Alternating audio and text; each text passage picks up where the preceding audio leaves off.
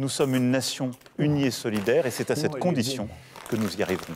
Nous sommes la France.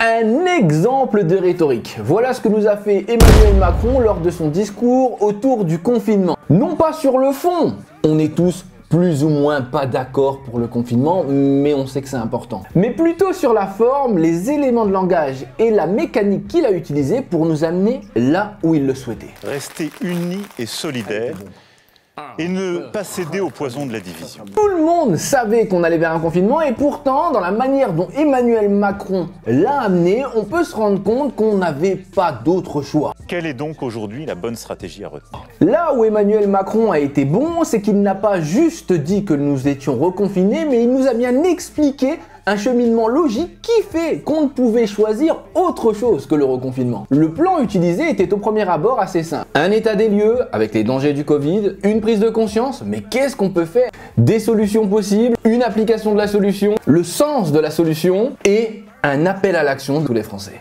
Nous sommes une nation unie et solidaire et c'est à cette condition que nous y arriverons.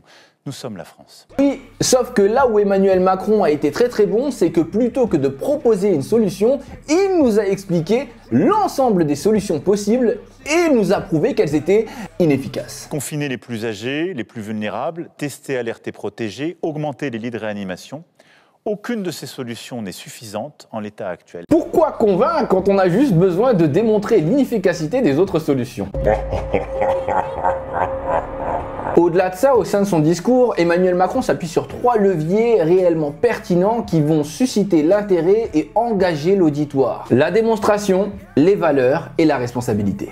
Comment appuyer ses propos auprès des Français? S'appuyer sur l'expertise. Conseil scientifique, Europe, gouvernement. Et si vous n'avez pas été convaincu par l'expertise, vous allez être marqué par les chiffres. 3000 personnes, 35%, près de 9300 000 morts supplémentaires. Un bon moyen de faire prendre conscience aux gens de la gravité de la situation.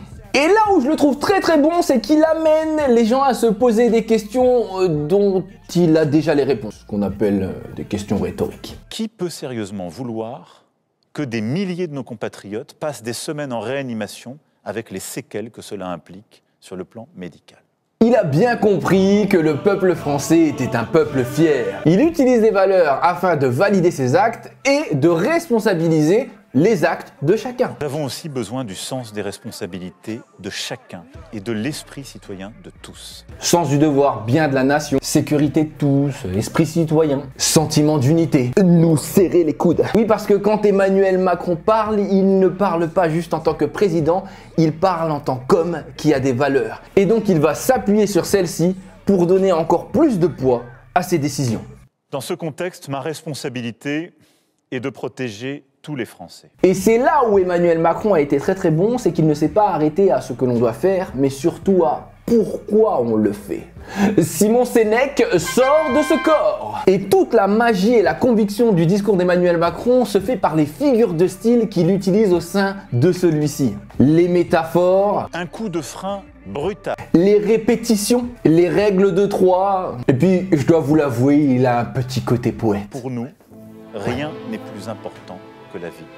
Un bel exercice de style et de rhétorique fait par notre président Emmanuel Macron, qui réussit assez simplement à prouver, toucher et responsabiliser. Et aussi parler pendant 10 minutes au départ sans pour autant rien nous dire. Que l'on apprécie ou que l'on n'apprécie pas le président, nous sommes obligés d'accorder à Emmanuel Macron un bravo pour cet exercice de style et de rhétorique si difficile face à un sujet si complexe. Et vous, avez-vous été convaincu par le discours d'Emmanuel Macron? Vive la République et vive la France. J'attends votre avis en commentaire. C'était la news.